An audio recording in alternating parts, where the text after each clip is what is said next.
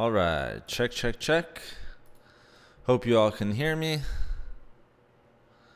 Let me just move this over.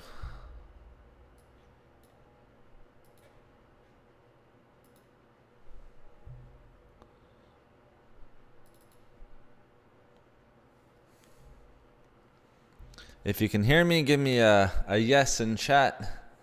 That way I know that the mic is working and everything is all good. So everything on my end's looking good, so we should be fine.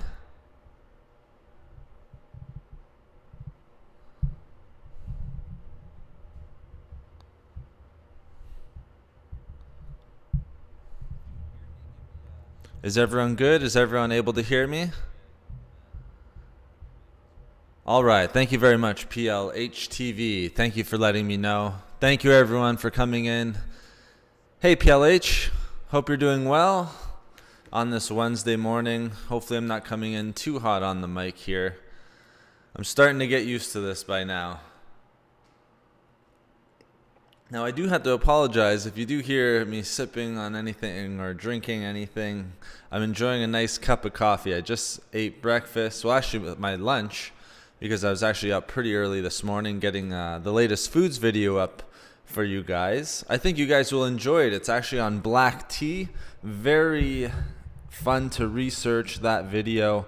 Just talking and learning myself about all the different health benefits just of black tea, because we hear so much about green tea, white tea, different herbal teas. I even look in my own pantry, and I do have oolong tea, but just straight black tea or chai tea. But straight black tea, you know what? I'll admit I did not have it. So it's something that I'm definitely going to be picking up. And it's actually something that a family member recommended to me not so long ago.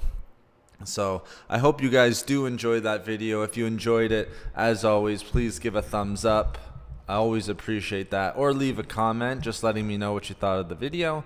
And if you could even thumb up this stream, if you do find it helpful, it's greatly appreciated. That YouTube algorithm can be pretty, well, who knows sometimes. We don't know how it works, but when we thumbs up the video, it's kind of telling YouTube that people are enjoying what we're doing here. Yeah, I'm a big fan of herbal tea as well, to be honest with you, PLH. I drink a lot of chamomile tea, sometimes at night. I'll try to limit coffee. Usually not any later than after 1 in the afternoon. Sometimes just a little bit later, but a lot of the times it is herbal tea. Do I have a favorite tea? Very good question. My favorite tea is a mix. I have a really good one right now. It's a mix of turmeric and green tea. That's kind of my go-to tea right now. I think it's made by Pukka, Pukka, I believe it's spelled. But that's a tremendous tea. And I also love chai. The reason why I love chai is it just has so many good ingredients. That might have a little bit of black tea in there, but it's got cardamom, it's got cinnamon. There's a lot of great stuff in there, a lot of really good ingredients that I enjoy and that I don't get in my day-to-day diet quite a bit. So those are probably my two go-to teas, turmeric green tea and chai tea, just because of the different types of ingredients that are in there. But turmeric tea and green tea is definitely my favorite. I try to drink 2 to 3 glasses of that per day. But I do like my coffee as well. I will admit I'm a big coffee fan. So let's kind of set the tone for today's stream. The last streams have been going great. I should start out by thanking you guys. Just, all the views, all the comments, the great comments that you guys have been leaving, the thumbs up, not just the videos, but also on the streams is greatly appreciated. I really appreciate that support, guys. So it doesn't go unnoticed, and I do appreciate it, and thank you guys. So thank you so much. So let's set the tone for today's stream. We're going to be talking about nutrient-dense foods that we might want to be adding to our diet. Guava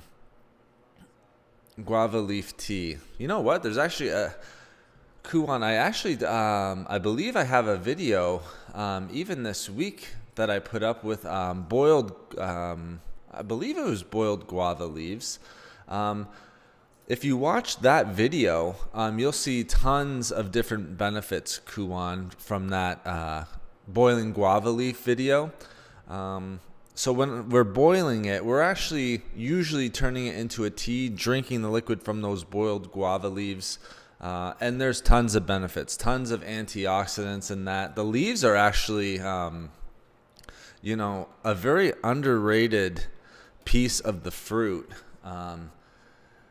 It wasn't very hard for me to actually research that type of tea or boiling guava leaves. Just off the top of my head, doing the research this week, very heart healthy, can help against insulin resistance, so lowering blood sugar levels, things like that.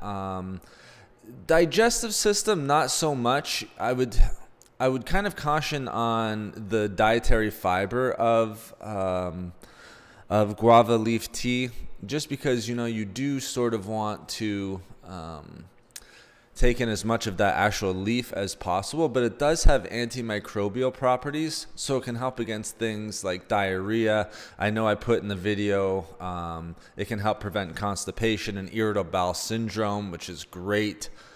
So you're going to be increasing your nutrient uptake. And then maybe just one other thing, I believe that it was very helpful for boosting immunity as well.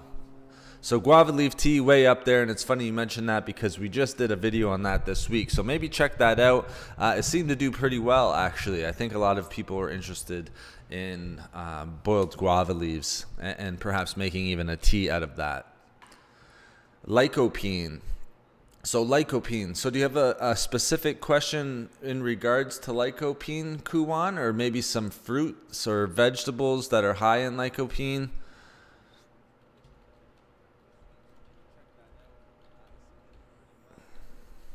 There's quite a bit, actually. It's usually more of your red type fruits, things that are high in vitamin A. Tomatoes jump off or jump out at me. Okay, so let's talk about some foods. I've done a couple videos on lycopene, although it has been a while. Tomatoes are a great source of lycopene. You had mentioned guava leaf tea. Guava leaves not so much high in lycopene, but guavas themselves are actually an excellent source of lycopene, maybe one of the highest. I know papaya is a great source of lycopene. Grapefruit is another one. Again, you're just thinking about those red-colored fruits and vegetables. So even watermelon, red bell peppers, things like that. If you're wanting to add lycopene to your diet, I would start with those. You don't have to add all of those to your diet. I would maybe start, watermelon's not a bad idea. A delicious fruit that's easy to eat. Guavas, again, a delicious fruit. But then if you want to add some vegetables as well, then red bell peppers are a great choice also. Lycopene, or even tomatoes, to be honest. But yeah, lycopene is something that a lot of people are lacking in their diets, and has tremendous health benefits for us. Adding those foods is definitely going to be something that we want to do. And the fruits and vegetables that I did mention are quite high in nutrients. So coming back to our title, nutrient-dense foods, in papaya, in grapefruits, in bell peppers, tons of different nutrients and a wide range of vitamins, minerals, micronutrients, fiber, things like that. So excellent question. Lycopene, big fan. Stick to those red-colored fruits and vegetables. Now, I do also want to say, and it's often overlooked, and people, sometimes are a little bit cautious to eat healthy fats. And I'm talking about nuts and seeds in particularly, not really oils.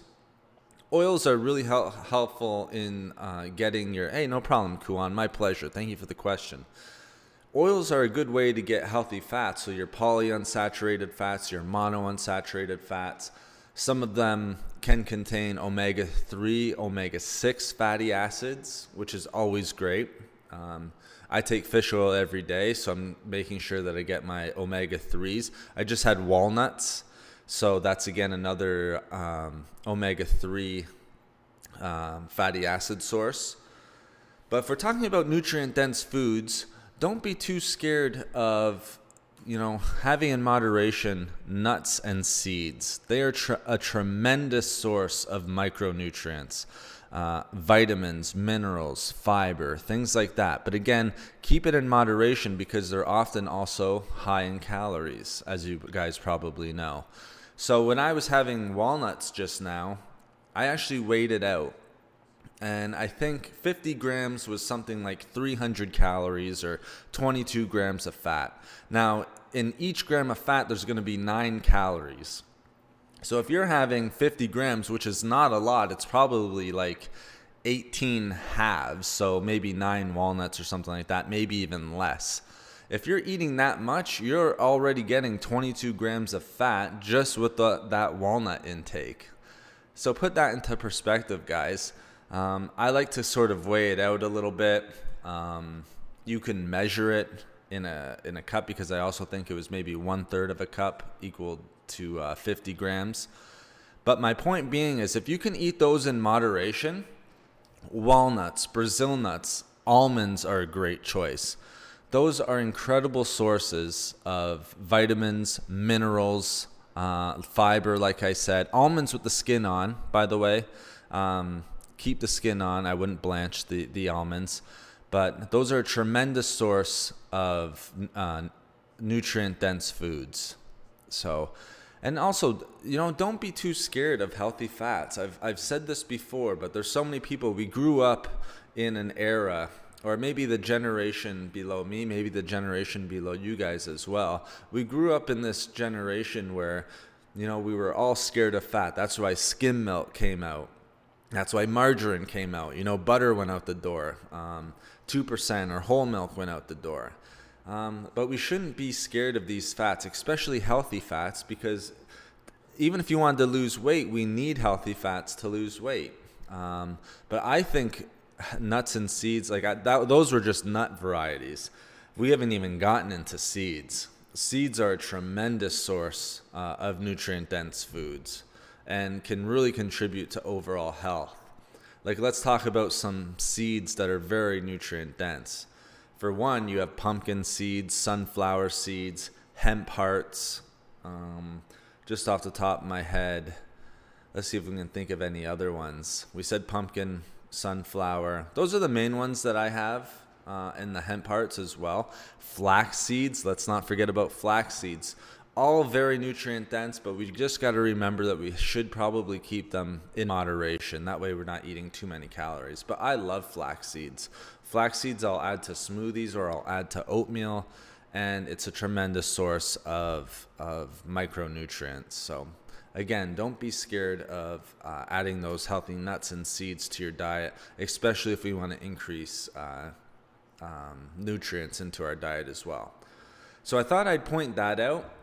Just because, there's sort of that stigma with nuts and seeds. You can overdo it, obviously, and a lot of people do. And then that's why we'll sort of run into weight gain issues or things of that nature. But if you keep it in moderation, because they're so nutrient dense, you don't need to eat a bunch.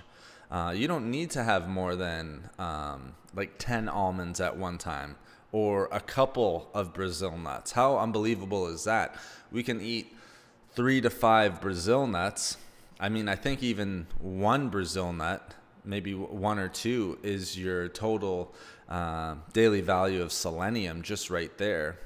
So how amazing is that? We don't have to eat very much. They're going to keep you satiated. You're going to get a little bit of fiber, protein, and tons of nutrients just from nuts and seeds. All right. Now, if there's any other questions, I would love to hear them.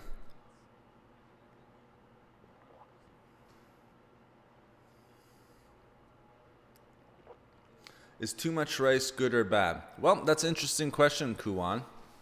Again, there's different type of rice varieties. I just did a video on black rice. Very healthy, tons of antioxidants, tons of nutrients, I believe I put into the video. Too much of anything, I guess, is a bad thing when you think about it. I guess I'm wondering, is your question more along the lines of, is it too many calories? Is it not enough nutrients in rice? Brown rice and things like that. Like if you have brown rice, the black rice that I mentioned, wild rice varieties, those are nutrient dense as well. All right, so it's interesting that you bring that up. I have actually a couple clients that eat a ton of rice. It's beans, rice, lentils, things like that. We'll get into beans and lentils, by the way. One of my favorite nutrient dense foods. So are you thinking more along calories, or are you thinking nutrients, Kuwan? Sorry, if you could just maybe expand on that a little bit, and then it'll be a little bit easier for me to add. I am a fan of brown rice, I will say that. Again, very high in things like manganese, magnesium, even some B vitamins, so niacin and things like that. Brown rice is actually one of my favorite foods, and I'll usually eat it as a side.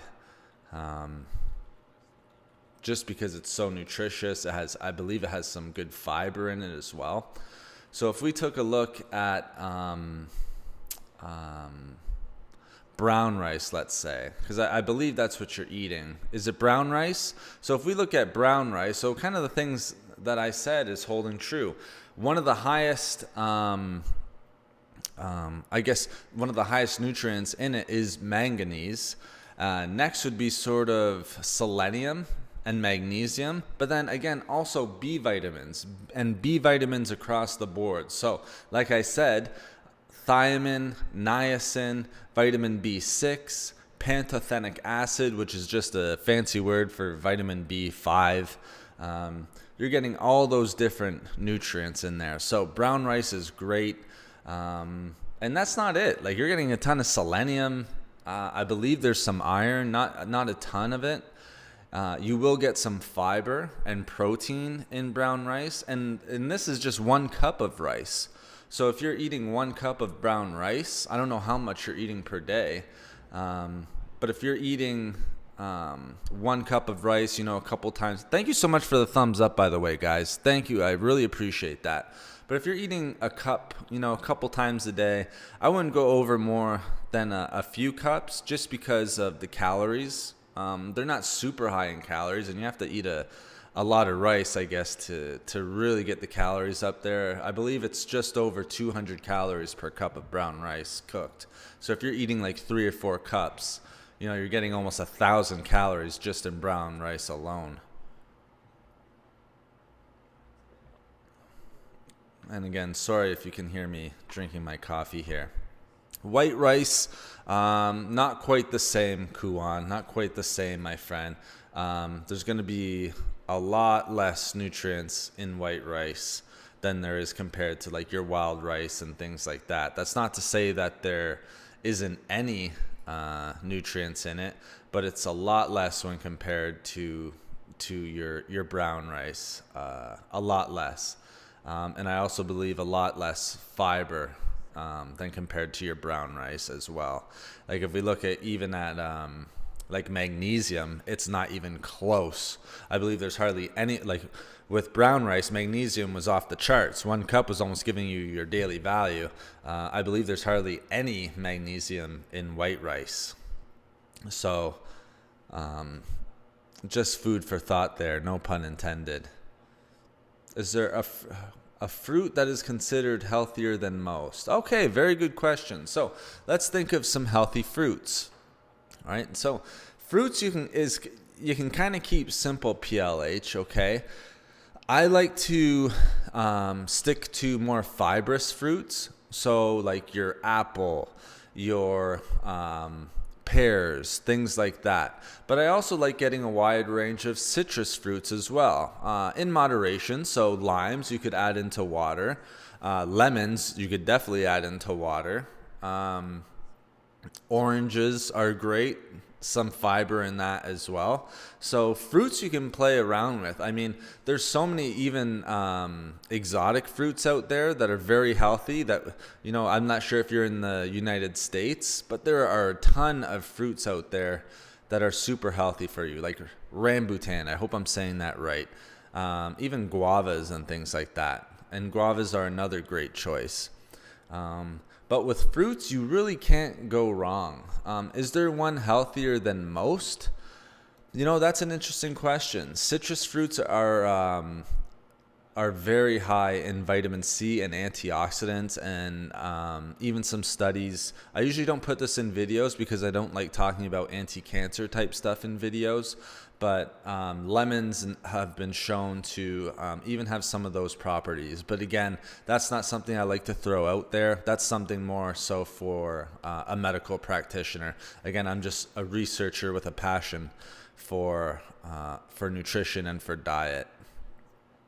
Canned fruits are a little bit different, PLH. I would try to stay away from canned fruits just because of the preservatives added to them. I would try to stick to raw if you can. Also, there's usually added sugar into canned fruits, so they can be a little bit more high in calories, drained of their nutrition, and then again, those added preservatives just to make them last longer in the canned form.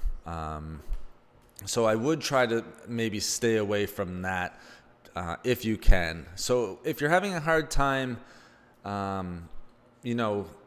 you're buying fruit and it's going bad and you can't, eat it all. Maybe one thing I like to recommend to clients is just try to get enough that can get you through the week or until the next time that you have to go grocery shopping. That way you're not wasting any. But, there's people who eat canned pineapple and it'll usually be around workouts and stuff like that. I know canned pears are very popular. I would much rather you have raw pears, to be honest, just because of all the great benefits from that. Hopefully that makes sense. But raw always over canned, at least in my opinion. It would kind of be interested. I'd be interested to see sort of what canned fruits you're talking about. There might be healthy varieties out there. I can't think of any off the top of my head. And like I said, I would always go raw over canned fruits. It's the same pretty much with anything. Now with beans, you can get away with that just a little bit. And it's a lot easier. But with fruits, I would stick with raw. Hopefully that helps answer your question, PLH. Thank you for asking. All right, D. Will, good to see you in chat. Sorry, I'm just going to take a little sip of coffee here. Apologies. Okay. Can you speak about kelp and seaweed? Well, seaweed, I definitely can. I believe they're very similar. Seaweed, I always like going back to my notes on videos that I've made. With seaweed, there's actually some surprising health benefits that go along with the seaweed. Sorry, I'm getting them both mixed up, and I want to start getting into thyroid. Now, again, is it going to be the end-all be-all for thyroid function and supporting thyroid function? Probably not. If you're having major thyroid issues, you probably obviously want to talk to your doctor. But there has been research that shows seaweed can help support thyroid function. And I believe it's because of the iodine. And again, the reason why I say talk to your medical practitioner is because there's a certain amount of iodine that you should only be taking a day. And I believe the other compound, so we have iodine, and I believe it's tyrosine, all right? And those are going to be helpful for supporting thyroid. Also, let's talk about seaweed in terms of nutrients. Seaweed very, very high in nutrients. So another nutrient dense food. It's actually incredible because with seaweed and things like that, again, you don't have to eat a lot, and that's why I love nutrient dense food. So you guys are bringing up some great foods for me, and you're reminding me of ones that I didn't necessarily plan on bringing up today. Seaweed being one of them. It's super low in calories, so even better. It's a great source of protein. That's where most of its calories come from. And then it's also a great source of copper. And I think that's where a lot of the the help with thyroid function can happen as well, in addition to those two compounds that I mentioned before. But you also got B vitamins as well in seaweed, and you also got iron. All right. Now there is a small amount, I believe, of vitamin A and vitamin C, and maybe even vitamin B12 in seaweed. But I would also point out, not just in nutrition, but also, and like I like to point out in my videos, it's very high in antioxidants, and antioxidants are always great. So seaweed, plant compounds, carotenoids, flavonoids, able to protect yourself from free radicals and long-term damage. And long-term damage can lead to chronic disease. Okay, so seaweed, again, enjoy your seaweed. Just make sure you speak to your medical practitioner. Just because of the iodine levels in it, there's a certain amount, and I want to make sure that you guys aren't taking too much of it. And I can't quite remember just how much iodine is in seaweed. I'm trying to think of in terms of a cup or in grams or things like that, and I just cannot remember. I apologize for that. Lastly, I'll just add, seaweed's good for gut health. It has good fiber, but there's another compound in it. It's been a while since I've said it. Polysaccharides, that's it. Polysaccharides, which is going to help with good gut health, support good bacteria growth. And I talked about that a little bit today. Gut health is one of the most important things. We talked about that last stream. Like I said, it's your second brain. So if we can improve gut health, nutrient uptake is going to be better. You're going to be absorbing more nutrients, and then that's only going to improve your health. So it can turn already nutrient dense foods into even more nutrient dense because you're going to be absorbing them. Thanks, D. Will. Good to have you here, and I hope you're able to take something away from this stream. I'm having a blast. I love these streams, guys. Okay, Kuwan. And keep the questions coming, guys. Now, I will say, no pressure. I hate even bringing this up, but no pressure. If there's any super chats out there, those always go to the top of the list for questions and things like that. I do not expect you to give super chats, guys. That's on your own accord. But super chats will be answered first. So I'd much rather you be here, give a thumbs up, and then I'm more than happy with that. All right. So I just want to make sure I get that out of the way. So let's move on to the next question. So Kuwan, lime, lemon, orange. Can you substitute either of it in a cup of tea and receive the same benefits? Okay. So are you having a cup of tea and adding the lime and lemon into the tea, or are you making sort of like a lemon tea per se, Kuwan? Because lemon tea is fairly simple to make, and it's actually really popular. It's basically just warm water and squeezing a little bit of lemon in there. So I've done that many a times. I also had a orange type tea where I would boil orange with cinnamon, and it was actually very tasty and very, very healthy. You're getting the benefits of both and getting that extra benefit of cinnamon. Would I substitute it? I would add it. I would add it, Kuwan, if it was me. And again, this is my personal preference. But I would add it to a cup of tea. So I really like I said before, kind of at the beginning, use either at a time. Okay, so you could do something like lime or lemon in water. Orange, I haven't heard as much, to be honest with you. There is people out there, and I might have even done a video on it. I saw this morning that I was getting close to 4,500 videos, so I can't exactly remember all of the videos that I have up on the channel. I can't quite remember anything with adding orange as a tea substitute or anything like that, but lime and lemon can easily be added. It's going to give you different health benefits. Like lime a lime tea is going to be different than a green tea. A lemon tea is going to give you different benefits than, say, a turmeric tea and something like that. It's kind of two peas in a pod. That's why I'm saying I would sort of add it, because you get the benefits of like a green tea, and then you also get the added benefits of a lemon, of lime, of ginger. That's something I would add in there quite a bit. I love your voice. Well, thank you very much, Keyword. I appreciate that. It might come from years of practice with the videos, but thank you very much for the compliment.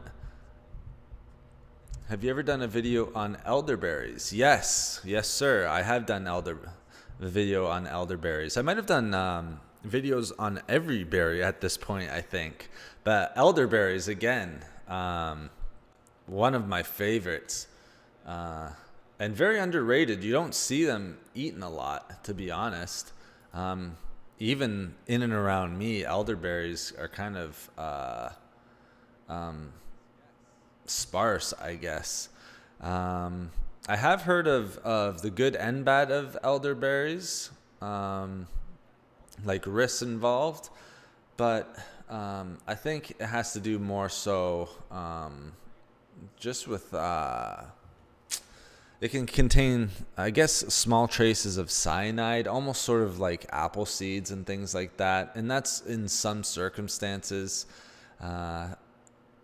So maybe be careful with that. But from what I remember, there's a lot more benefit than what I just mentioned with the risk and side effects. If you are worried, I would always speak to a medical practitioner, but keeping them in moderation.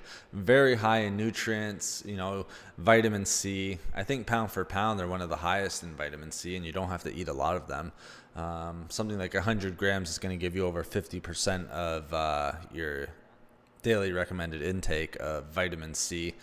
Great source of fiber, great source of antioxidants, just like any other berry, like blackberries, blueberries, raspberries, things like that. And because they are sort of that dark blue color, you'll get antioxidants that are known as anthocyanins, which also have anti-inflammatory benefits to them. Again, sort of similar to blueberries.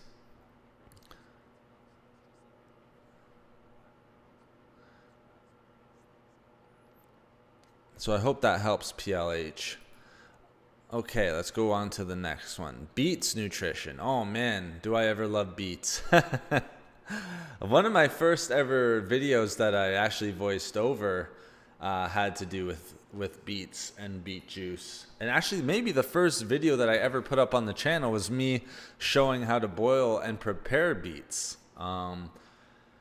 So I'm a big fan of beets. There's a ton of benefits. Again, super nutritious while being low in calories. You're going to get great levels of folate, I believe even manganese, B vitamins, things like that.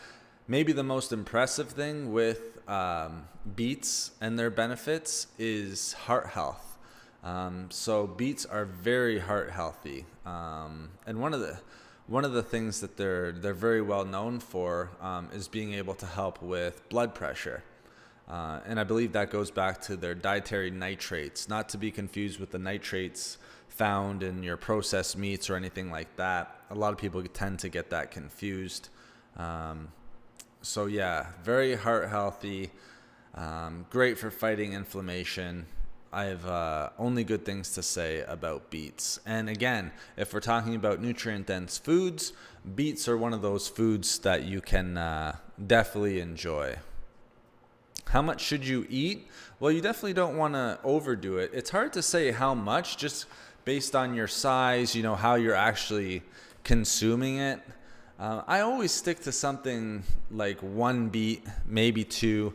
It's usually 100 grams, to be honest. I always like 100-gram serving of cooked beets, maybe 150 or something like that.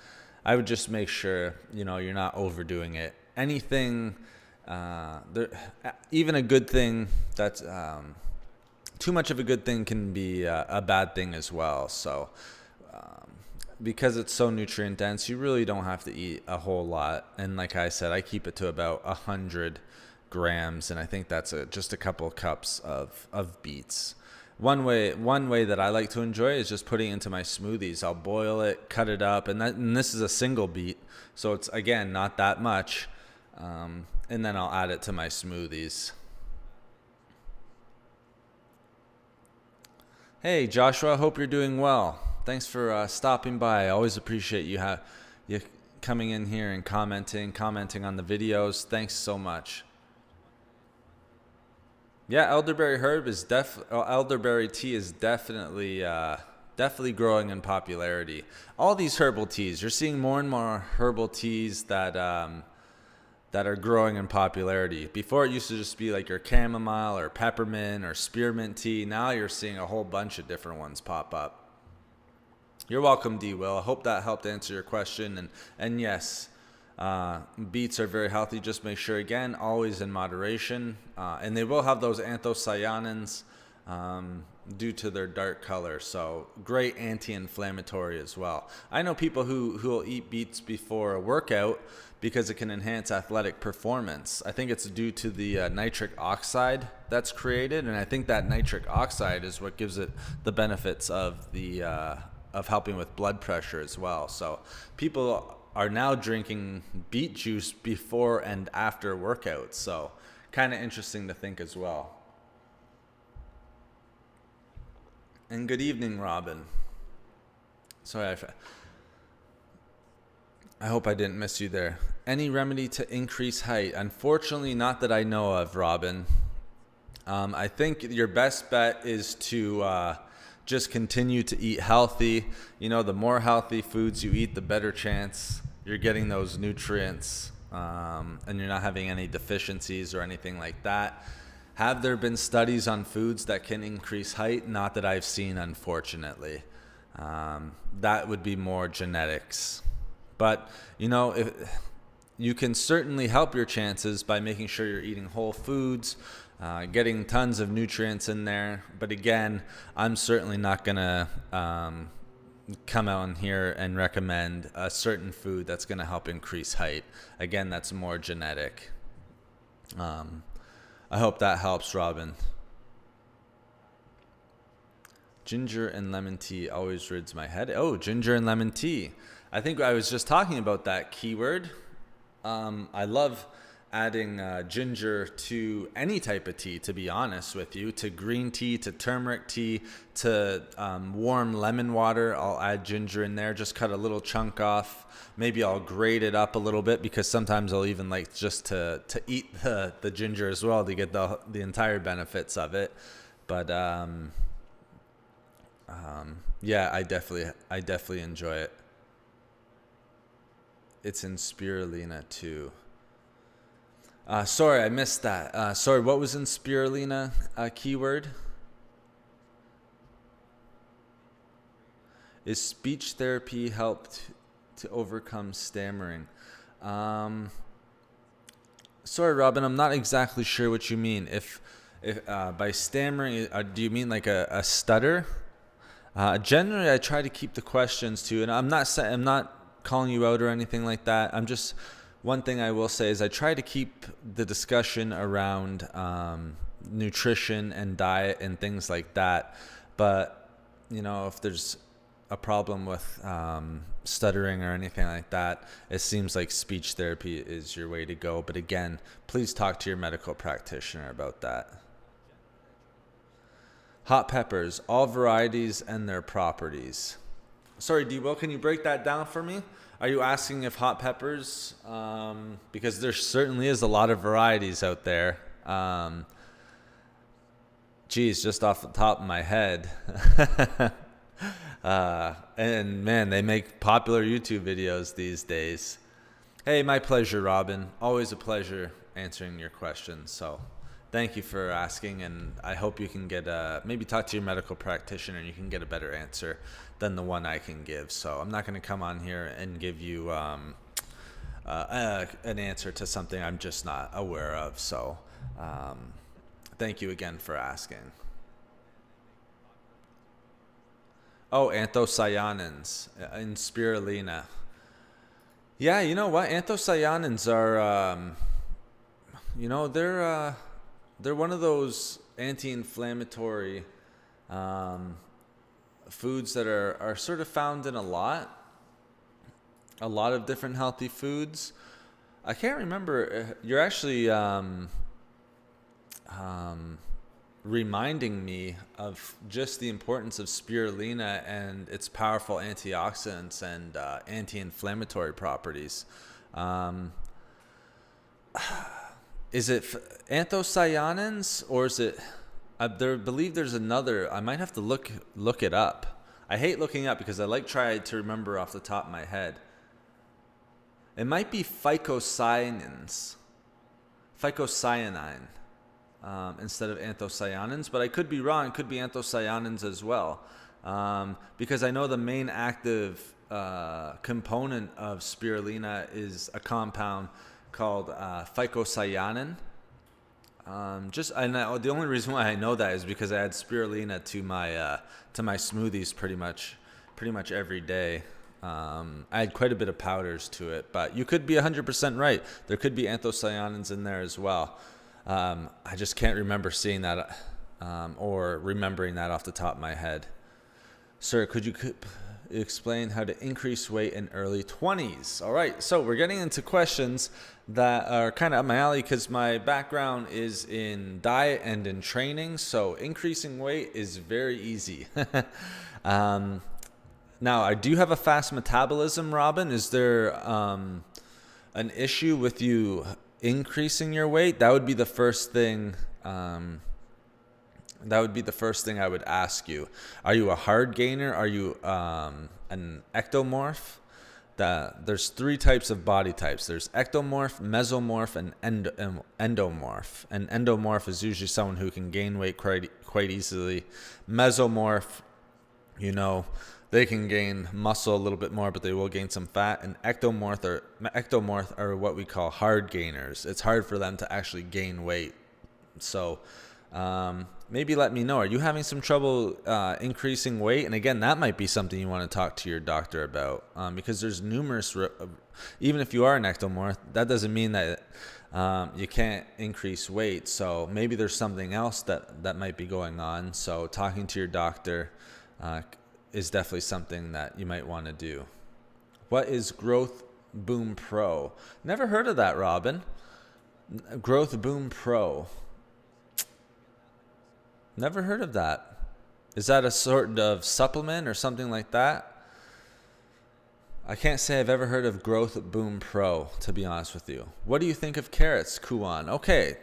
Sorry if I missed that question. Sometimes it's hard for me to see all of the questions, so I do apologize. That's the only reason why I bring up the, I know D will, maybe I missed a question up there with peppers. That's the only reason why I bring up the super chat, so I don't miss questions and I make sure that I actually answer them. And again, I'm not expecting super chats. I just say that so I don't miss them because I know you guys have important questions that you want answered. So I'll make sure I don't miss any. So what do I think of carrots? Absolutely love carrots for a number of reasons. I mean, a great vegetable, high in beta carotene, so any orange vegetables or things of that nature is going to be high in beta carotene. Carrots are no different than anything else. They tend to be, a lot of people will give them a little bit of a hard time because they are a little bit higher in sugar.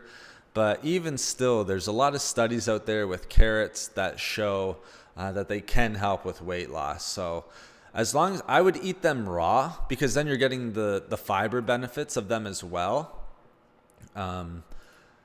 So I would eat them raw as often as possible instead of cooked and stuff like that. It kind of takes away from the fiber a little bit. You're still going to get some of the fiber, but if you can maximize that soluble and insoluble fiber, which is in carrots, sometimes not both are found in all foods, but in carrots it definitely is.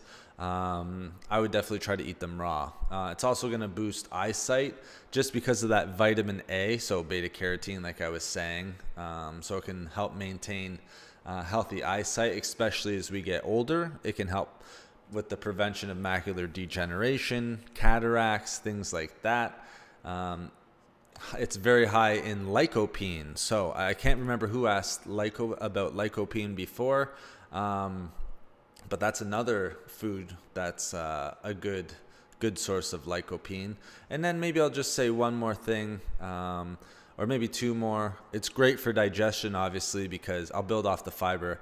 High in dietary fiber, so it's definitely going to help add bulk for digestion, so it can help prevent constipation, things of that nature. And I believe it's also heart healthy. I remember reading studies for carrots that show that it can help lower bad LDL cholesterol. So definitely a big fan of carrots. Excellent questions, guys. Excellent. I love these questions because, you help me remember certain things where I have to go back, and I'm using my memory to try to remember all these different things like carrots and beets and all some of my favorite foods, videos that I've done before.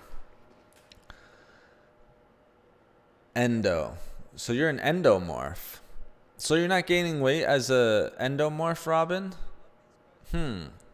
I would speak with your doctor. If you can. The doctor wanted to give me B12 injection many years ago when I was very ill. Oh, I'm sorry to hear that you were very ill. Keyword. Were you low energy? I did my own research and took spirulina instead. It worked. Yes, spirulina is a great source of vitamin B12. So excellent. Hopefully you guys can still see the stream. For some reason, again, I lost one. I lost one screen, one monitor. Hopefully you guys can still hear me. If you guys can still hear me, give me a maybe yes in chat. It looks like I seem to have lost the signal. That's okay. The picture will just go down. It'll probably say no signal, but let's just keep going. We don't need that. Picture is just up there for aesthetic reasons anyway, so we don't need it. But that's great that spirulina actually helped with your vitamin B12. And there's a lot of other vitamins or lots of other foods that are high in vitamin B12, but I know spirulina is definitely one of them. And it's high in a ton of B vitamins.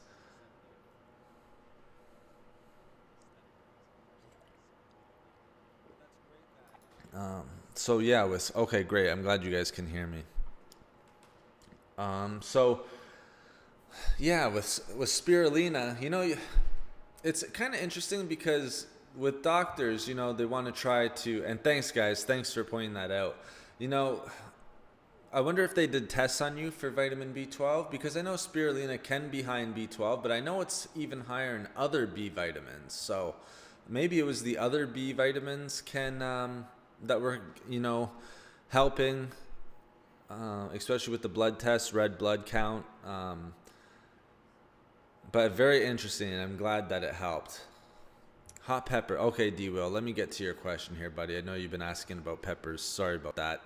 All right, hot peppers, all varieties and their properties. Chili peppers, and Scott Bonin peppers. Okay, so are you asking if those are healthy to eat, or the different health benefits of, let's say, chili peppers or cayenne peppers? Let's talk cayenne peppers. I know cayenne peppers quite well. I've done many videos on cayenne peppers and even mixing cayenne pepper with a bunch of different foods. And thank you guys for just putting up. I don't know why this screen keeps turning off, but that's technology for you, and it's not going to affect me answering your questions. So thank you so much for putting up with that. Hey, if it says no signal, that's not going to stop us from answering these questions for you. So cayenne peppers, I like cayenne peppers because for a number of reasons. I don't know what benefits you're trying to get out of them exactly, D-Will. Okay, the benefits of them. Yep, okay, so perfect. You just read my mind right as soon as I was saying it. So the benefits of, let's say, cayenne peppers, one of the best one is actually that it can help with losing weight.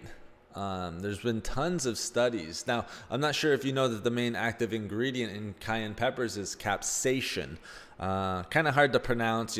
Sometimes you'll see the word, and sometimes I can't. If I look at it, I almost can't even pronounce it. So luckily, I'm not looking at it. I can just remember it's capsaicin. So that's going to help boost metabolism, which means more calories burned throughout the day. It's a lot of times people have it with their cleanse and things like that. I'm not a huge cleanse guy or detox guy. I think if you're just eating healthy and working out and doing things like that, eating a balanced diet, I think you're okay. But yeah, peppers, tons of different benefits, and there's tons of different studies that show that. Like capsaicin is one of the major active ingredients that are gonna give you tons of benefits. And again, you'll see cayenne peppers in in so many detox drinks, and you just don't need it. Just eat a well-balanced diet and enjoy like the nutrients and the taste even of cayenne peppers. But hot peppers, very similar to even your bell peppers, lots of nutrients, things like that. Never heard of Scott Bonnet peppers? Is that how it's pronounced? Scott Bonnet.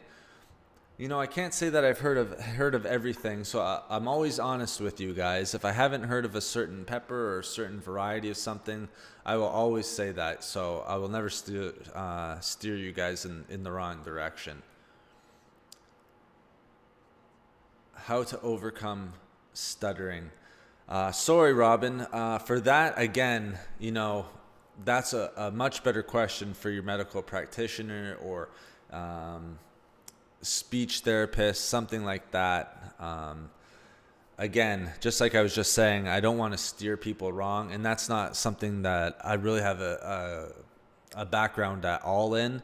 So I don't want to dismiss your question and say it's not an important question. It's just one that I just literally don't have the answer to. So I apologize for that. And again, talk to your medical practitioner, because they can definitely help you with some stuff like that. And there's a bunch of different reasons why that happens. So you can get down to the bottom of that. But again, I'm not blowing off your question. I just do not know the answer. And so I apologize for that. But definitely talk to your medical practitioner. Well, thank you, Kuan. Thank you. I hope that you're enjoying all of the information that we're able to provide here and answer all of the questions. But yeah, even like I was kind of going on a little bit of a rant with the nuts and seeds being nutrient dense, but let's not forget the easy ones either, because there's definitely some almost common sense food groups that we can kind of stick to that are very nutrient dense. And I think you guys probably know where I'm going with this. It's going to be your leafy green vegetables, things of that nature. Like broccoli, tremendous. Then you go down the list of the vitamins and minerals and micronutrients and everything else that's found in broccoli. Man, I don't know if you can find much better. Same thing with kale. Same thing with bok choy. Just so many things. Even cabbage. Cabbage is great because of probiotic and prebiotics. And the reason why I like nutrient-dense foods is because if we're trying to maintain a healthy weight, it's always better to be eating foods that are high in nutrients. Because a lot of the times when we're hungry, it could be from dehydration. We see that a lot, and I've seen that a lot working with clients. So dehydration might be the biggest one. But another one is because we are actually craving nutrients. We're not getting enough nutrients in there. So having these nutrient-dense foods are so important if we're trying to maintain overall health, and if we're trying to maintain a proper weight, or keep good weight management, because obesity is that silent killer these days. And that's why I'm so passionate about it as well, and why I work with clients. Because obesity now, I think I saw a study where even in the United States, I think it might be somewhere up around 40% who are considered obese. And my heart goes out to them. And I think there's just so many things that we can do for them and help them. So that's why I love nutrient-dense foods. And they're filling too, because usually these nutrient-dense foods that I've been talking about this entire stream, like healthy nuts and seeds, remember, those have to be consumed in moderation. There's tons of calories in there. But things like cabbage, like you just said, keyword, broccoli, beets, which was mentioned before, things like that, low in calories. So maybe this is an even better example. Low in calories, but very high in nutrients, and even more high in fiber. So it's going to keep you satiated, keep you full. I know a lot of people think about raw broccoli or kale and things like that, and they just sort of cringe at the idea of eating that sort of stuff. But if we really want to get the most bang for our buck with these foods and try to fight obesity and everything like that, then nutrient-dense foods are extremely important. And let's go even one step further. Let's not even talk just about obesity. Let's talk just about overall health. I mean, if we're eating nutrient-dense foods, then we're making sure that we're covering all bases when it comes to vitamins, minerals, fiber, anti-inflammatory compounds, antioxidants, all of that great stuff that's going to give us more energy and just improve our quality of life. So again, that's why I'm passionate about creating these videos for you guys. And it doesn't just have to be food. It can also be drinks like what I said today with black tea and things like that. Tons of antioxidants, tons of amino acids. So amino acids are also very important. Let me just make sure I'm not missing any questions here.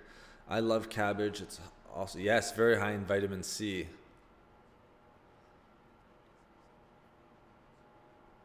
Yes, absolutely. Cabbage is one of my favorite, keyword. I add it to smoothies, and I also sometimes will add it to salad, but a lot of times I'll just add it to smoothies. Very easy to make. Yes, it does. So the good back. So what keyword's sort of referring to here, and I think it's a he. Sorry if I'm assuming that it might be she as well. So I apologize if it is, but exactly what you're saying. Good bacteria in the gut. So the healthy bacteria actually feeds on fiber, and especially vegetable fibers, and really any fibers for that matter. So when we eat fiber, it helps good bacteria in our gut to thrive. Okay, I had a sense. I knew I messed that up. So that's funny, keyword, but sorry about that. She brought up an excellent point there, with cabbage and with feeding good bacteria in our body. So fiber works almost as a food for healthy bacteria in our gut, in our digestive tract, which is going to just help improve digestion overall and increase nutrient uptake. All right, Robin, thank you so much for coming in. Have a good night. Cheers all the way to India there. Hope everything's going well for you.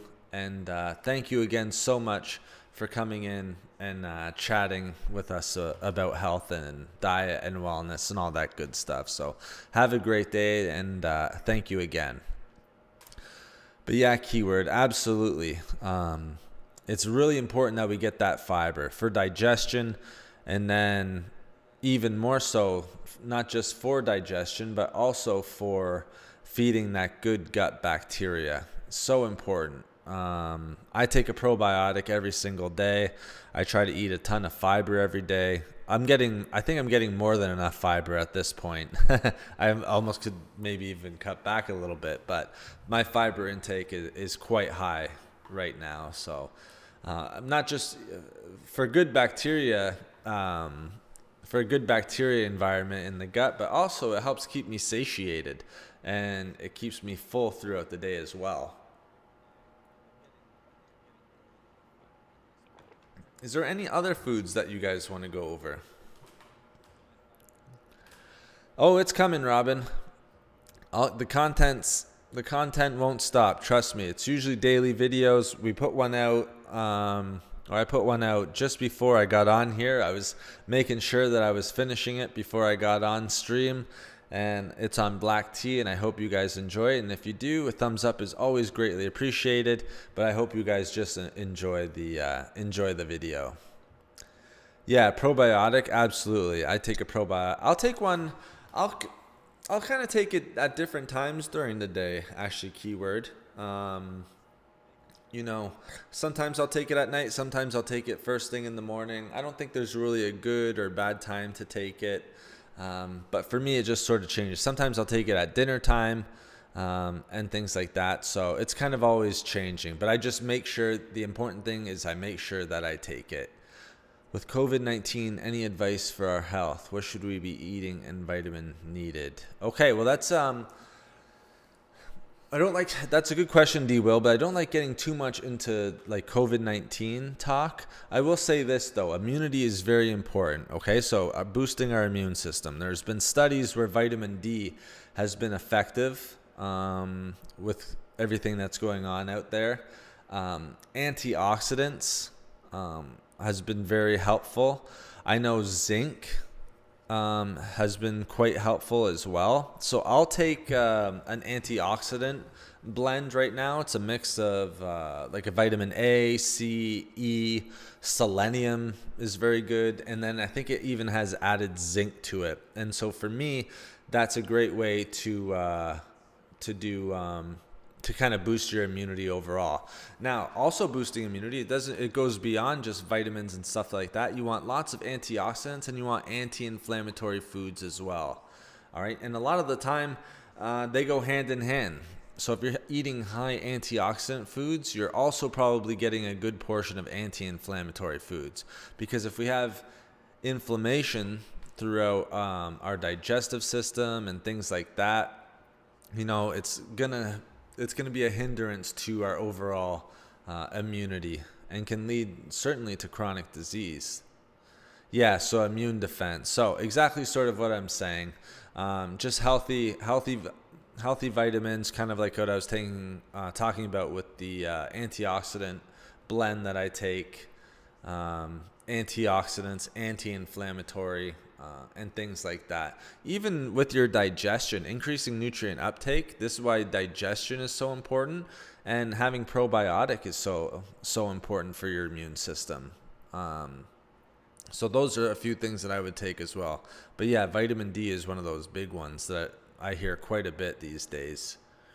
How do I get your daily videos? Hardly see it. Well, are you subscribed to the channel, Kuwan? Because if you're subscribed to the channel, you should be getting them on a regular basis. If not, you can always just search Foods for Health, or you can click on the link below here, and then it'll take you to all the videos that are going up. Yeah, keyword. So there you go. Vitamin K2. Yeah, that's another one that I've heard. So D3, zinc, magnesium. I take magnesium every day. Magnesium is just an important one for bodily functions overall. I think magnesium is involved in I want to say hundreds, if not even more, bodily processes throughout the day. So magnesium is a great supplement to take, and you don't even need to really supplement. There's so many great foods. We talked about a lot of them where you can get enough magnesium just through food alone. I will say this, another thing for immunity, getting enough sleep. It's so underappreciated, but getting enough sleep is very important for our overall health. If we're lacking sleep, then our immune system, this is why sometimes when people are sleep deficient, those are people who are more susceptible to getting things like colds and flus, because they're not able to fight that off as well. So getting enough sleep is also very important and something that we want to make sure that we do. But yeah, D3 is great, especially in these in like winter months and things like that, when we're not getting natural sunlight. Even with zinc, I always like taking vitamin D3 through pretty much every day, and the amount varies. You see it kind of vary through just depending on people's size and things like that, and if they're vitamin D I would watch I have a fairly popular video on vitamin D deficiency that I would recommend you guys watch. I think if you just type in vitamin D deficiency signs and symptoms on the channel, then you'll find that. And vitamin D deficiency is one of the most common deficiencies that we can actually have right now. So that might be a good video to start with, and then you can just search foods high in vitamin D. I think might even have a list of 20 foods or something like that. But yeah, immune system defense, very important. We want our immune system to be working like clockwork. We want it strong. Use yogurt instead. Yeah, does that help? Because it kind of maybe masks. You don't really see feel the capsules or anything like that. It kind of coats it a little bit, keyword. It's funny because I've noticed people have quite a few tips when it comes to capsules and things like that. But a lot of people seem to have that issue with swallowing certain capsules and stuff like that. And they prefer powders over capsules because of that reason. But yeah, very interesting. I'll have to try that just to see how it works. I don't usually have a problem with swallowing capsules, but I'll give that a try and see how it works. But yeah, Kuan, to get the daily videos, I'm not sure. It seems like you're probably subscribed to the channel, so they should be showing up. Like I said, YouTube can be really weird unless you hit that subscribe button and that notification bell. Sometimes the videos don't always appear up for everyone, and the algorithm can be quite weird. I know right now I'm sort of fighting that algorithm a little bit, and I think it just takes time sort of for YouTube to figure it out. But that's why I appreciate all the thumbs up, because that definitely helps, and all the comments, that definitely helps as well. So thank you guys so much for doing that for me. I really appreciate that.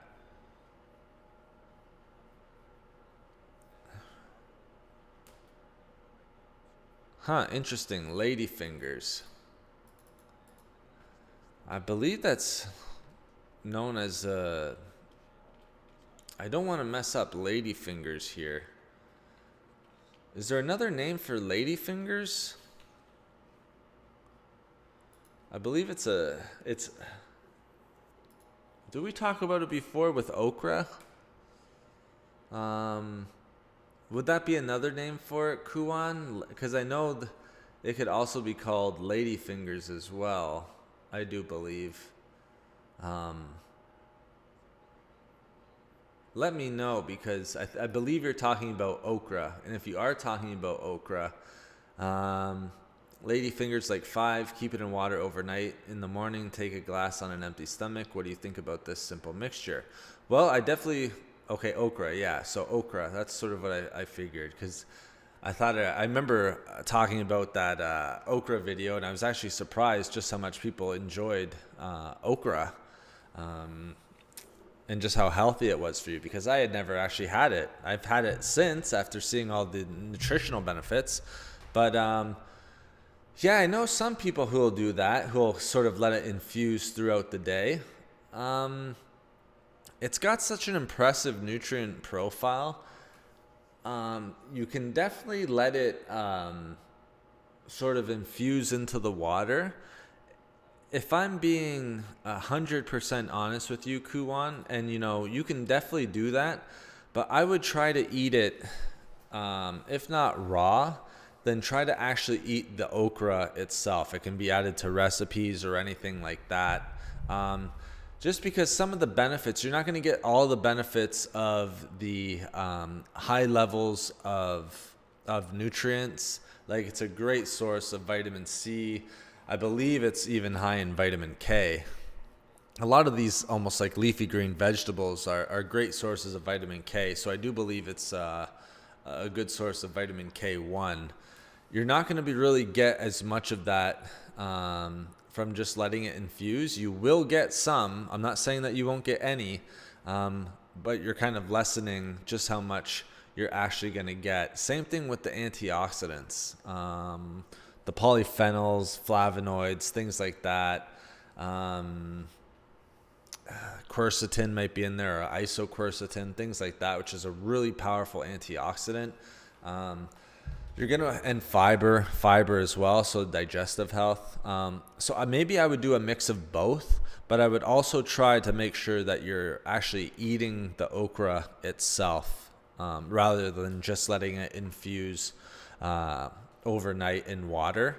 That way you're really maximizing the amount of nutrients and the benefits of eating okra, because I even think it must be good for heart health as well. So that's my 2 cents, but you can definitely, it's not bad to let it infuse overnight. I would just maybe do a little bit of both. Or what you can do is let it infuse, drink the water, and then use that. And maybe, I don't know if it would be too soggy or anything like that. But if it's not, just eating that or adding that to a recipe. I hope that makes sense. I always tend to lean on the side of actually eating raw food. And again, not that I think it's bad for food to infuse. Like, I'll make ginger infused water, but as I said earlier, you heard me say that I'll sort of shred it so that I can actually consume the pieces of ginger as well as I'm drinking the water. What else do I do that with? With lemon, I squeeze the lemon in. I don't just place the lemon in, or a lime. I'll squeeze so I get the pulp as well. So I'm getting the pectin benefits of the lemon, all of the fiber, making sure that I'm getting all the vitamin C content that I can, because it's super high in vitamin C. Hey, no problem, Kuan.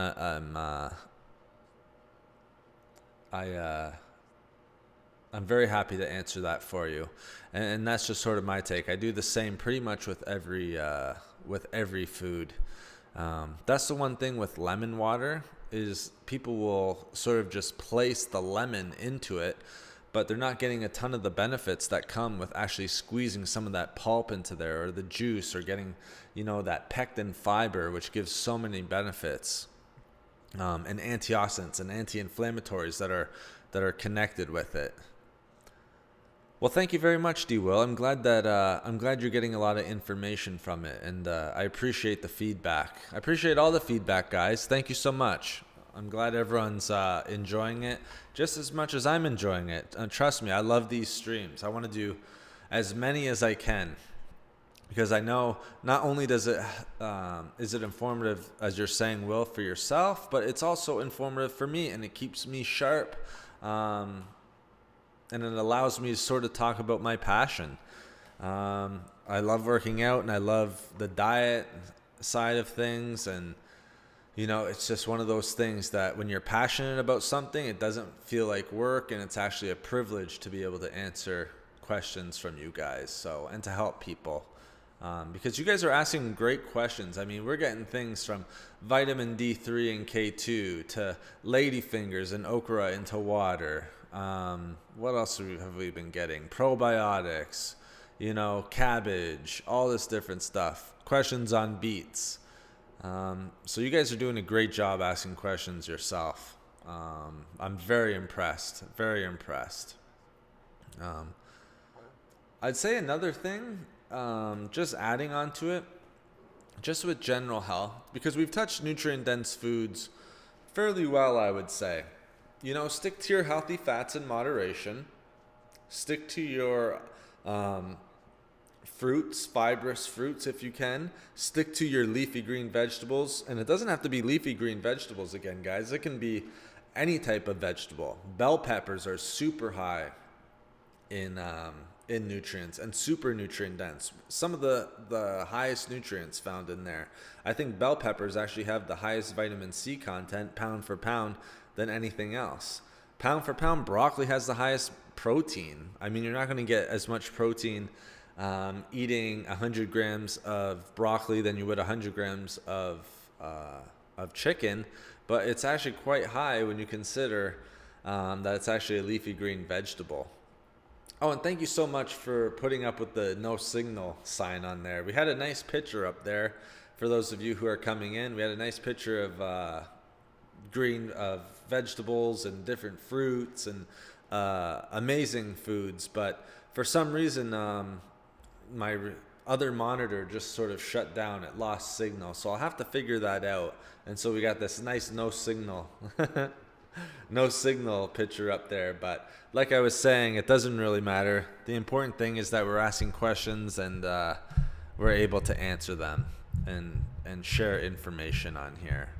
But another thing, before I went off on the tangent, just regarding the nutrient-dense foods, is make sure you guys are drinking enough water. That's a huge one out there.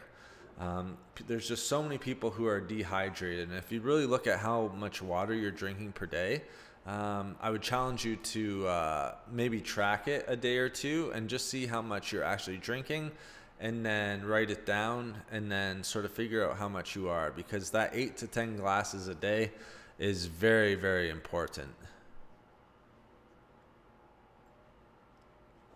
Oh yes, chickpeas. You're kind of reminding me of my beans and lentils rant here, keyword. I'm a big fan of chickpeas. Yes, a great protein alternative. Any bean is. So like black beans, kidney beans, lentils, so legumes, things like that. And they are a good source of amino acids. Do they have as many amino acids as, say, chicken or beef?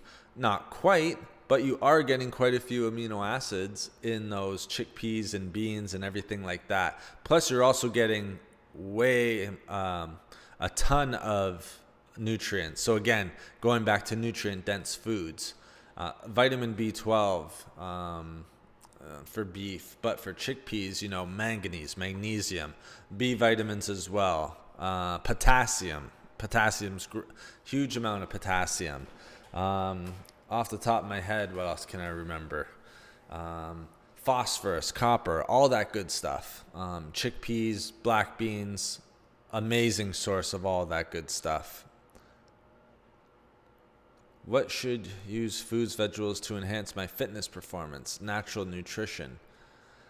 So thanks again, keyword, for bringing that up. Hey, PK. Thanks for coming on in. I do appreciate it. So we're just answering D-Will's question here. What should you use foods, vegetables to enhance your fitness performance? Natural nutrition. So for natural nutrition, I'm assuming you don't... you're not referring to like a whey protein or anything like that. So foods, if you want to enhance your performance, enhance my fitness performance, you're going to need protein for one. Are you running or are you lifting weights, D-Will? I guess that's the biggest question. Either way, you're still going to need a good amount of protein. Do you have to go 1 gram per body weight?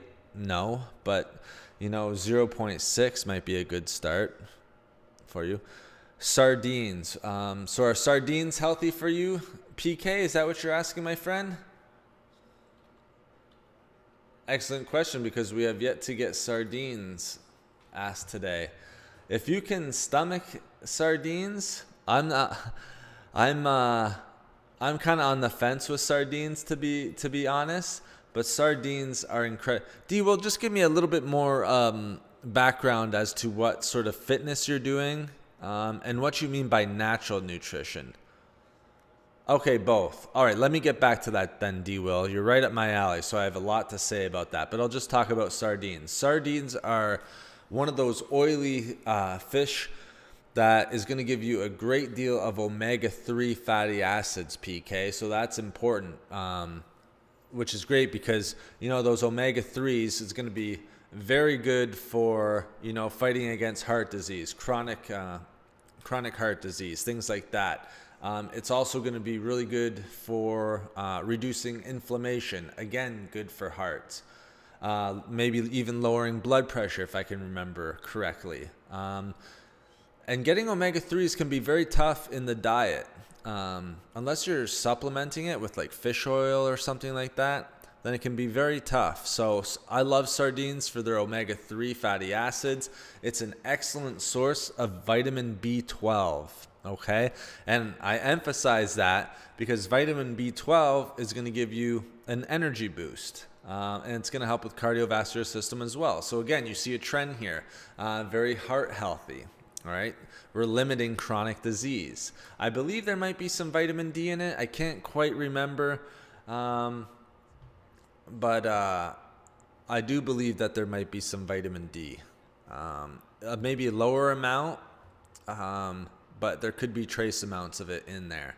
Now, also with sardines, I can remember off the top of my head, because this is funny because I'm always looking for protein sources. You're going to get, like I said, B vitamins. So not only vitamin B12, but also niacin, which is a great one. And then you're also, because, as most meat or fish, you're going to get your magnesium, iron, and zinc along with your protein. So I'm a big fan of sardines. I believe they also have some immune system boosting effects. So sardines are good to go, brother. Good to go on that.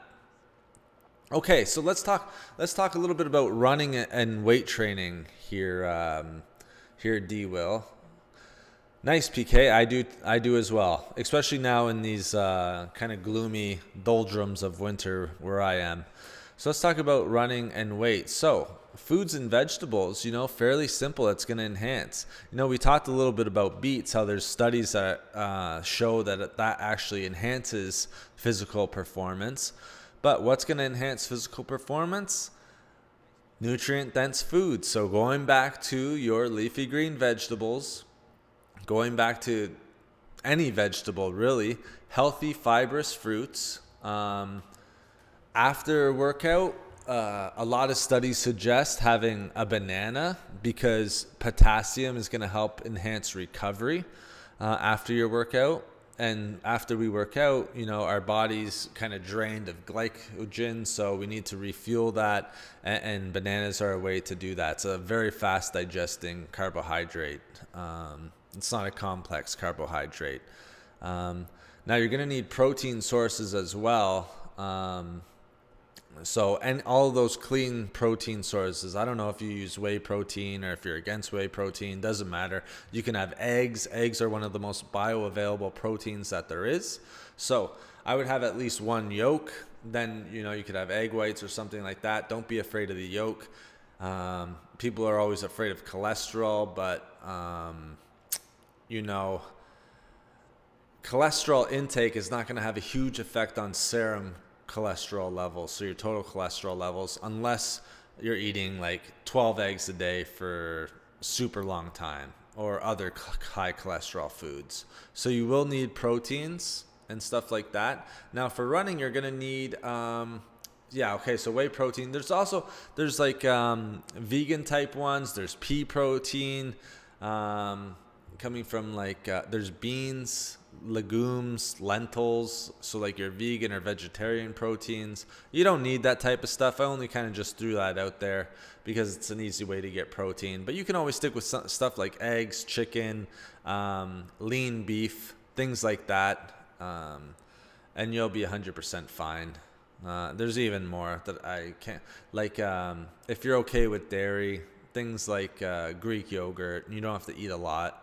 You will need complex carbs though if you're a runner as well, because you need energy to burn.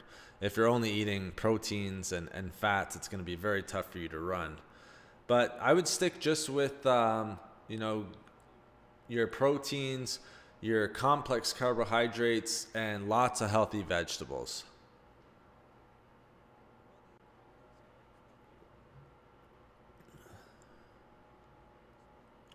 Hey, my pleasure, Kuan. My pleasure, buddy. Just take care of yourself. Just remember, it's all advice from just someone with a passion on for food and nutrition. So I'm glad that it's helpful for you, and thank you so much for asking your questions. Organ meats. What exactly are what exactly do you mean by organ meats, PK? Sorry, do you mean like liver, things like that?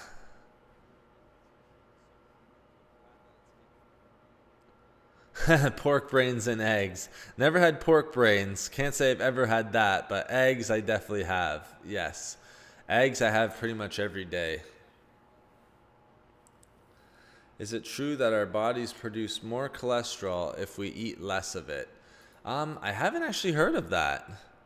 To be honest, I know our bodies tend to hold or have higher cholesterol the more sedentary that we are. But I've never actually heard if our body creates cholesterol if we don't eat it.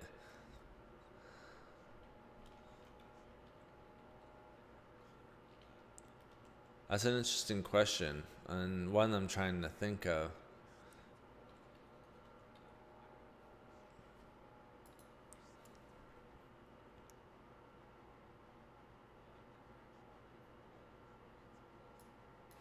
I'm not exactly sure, to be honest with you.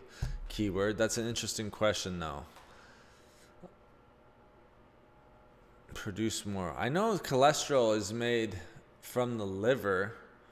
Um, I'm just wondering if it's made if we don't eat as much. I know we need some cholesterol, so it would sort of make a little bit of sense, but I'm not 100% on that. That's a good question. So I don't want to give you the wrong answer. So we'll have to maybe leave it at that. But very good question. That's an interesting one. One I've never really read up too much on or thought of.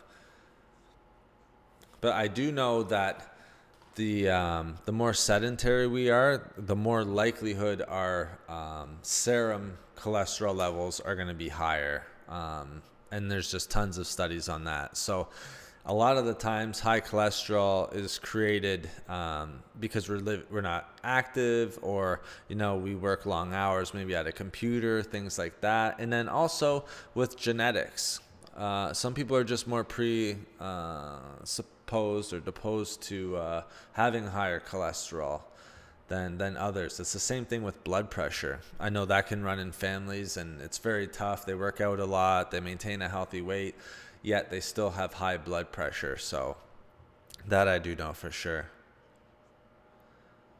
Yeah, a lot of people seem to eat liver, PK, with like onions and hot sauce. Is that a European? Is that a European dish?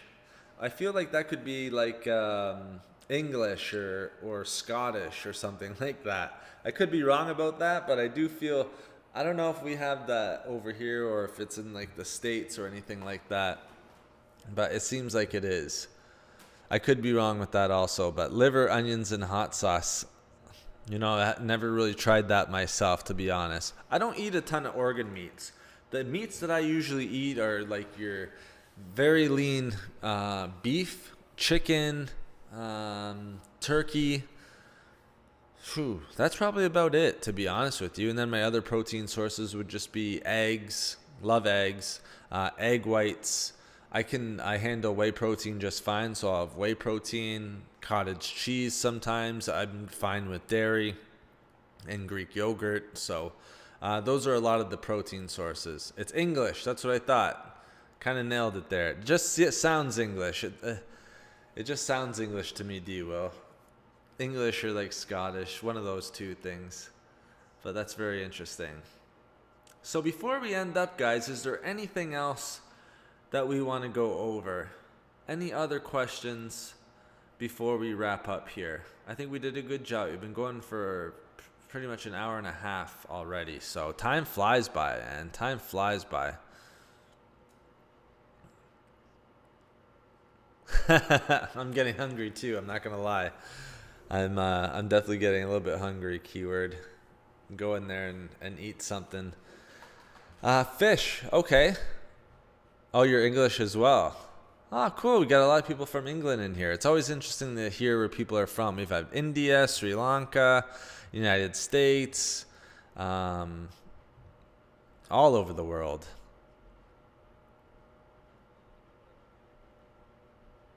Sardines, red meat, chicken.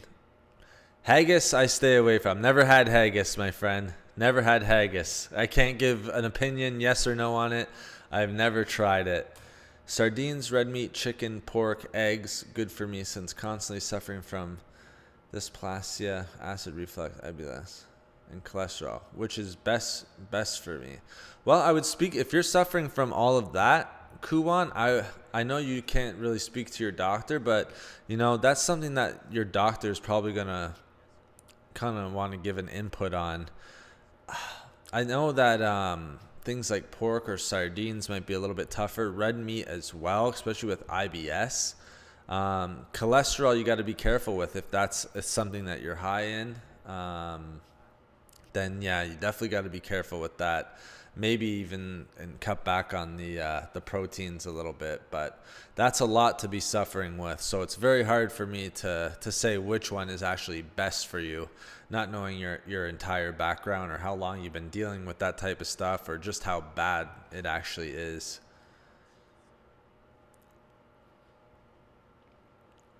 Hey, my pleasure, Keyword. I very much enjoyed it as well, and thank you so much for coming in. It's always great to have you guys stop in and ask your questions, and I really do appreciate it. And thank you so much for all the thumbs up, guys. I appreciate it, and it lets YouTube know that you guys are enjoying what we're doing here, and all that algorithm stuff. So I have to thank you guys so much for all the thumbs up that you've given so far on the stream. D Will, fish. So what fish are healthy? Well, I'm a big salmon fan. In moderation, of course. Everything in moderation. But I'm a big fan of fish, of salmon. I'll have haddock, tuna, things like that. I don't eat fish in huge amounts, but yes, I will eat fish. So that is one thing that I left out when I was talking about my protein sources. Fish is definitely one of them. And it's usually salmon, tuna, haddock, things like that. Tilapia is another one. Those are probably the four. Anything other than that, I just don't really need it. Yellowfin tuna has less mercury. Exactly. Yep. So I try to stay away from mercury as best that I can. Atlantic salmon seems to be a good choice for me. Hey, no problem, PK. Don't worry. We're going to be doing lots of these. So just because you're a little late on this one, don't worry about it, because we'll be doing one, heck, even maybe tomorrow. Who knows? I just kind of go by how my day's going, if I'm busy or not, or if I have time. And then if I have time, then we can definitely stop in here and chat. So I always appreciate it. So no worries, buddy. And I always make sure that I give a heads up before we get to the next one. But thank you so much, Keyword. Thank you, D-Will. Thank you, Kuan. Thank you, PK. Hopefully I didn't leave any out. Hey, I definitely will, Kuan. Thank you. I appreciate that. And I definitely will, my friend. I'm gonna go in there and cook up something healthy. I don't know what yet, but it'll be one of my healthier meals. I always like eating a healthy meal at this time. Maybe even a little bit of chai tea. I think I'm done with the coffee for the day, so a chai tea sounds good. You can do a quick search online, D-Will. That's the way I've always done it. I know Pacific fish might be a little bit higher. I try to stay away from too much tuna. And that's a good way of doing it. Most of them will have a little bit. So you just got to be careful identifying which ones. You want fresh as much as possible. But a quick search online is always the best and easiest way, and that's how I've always done it. But very good question. It's something that we really need to keep track of.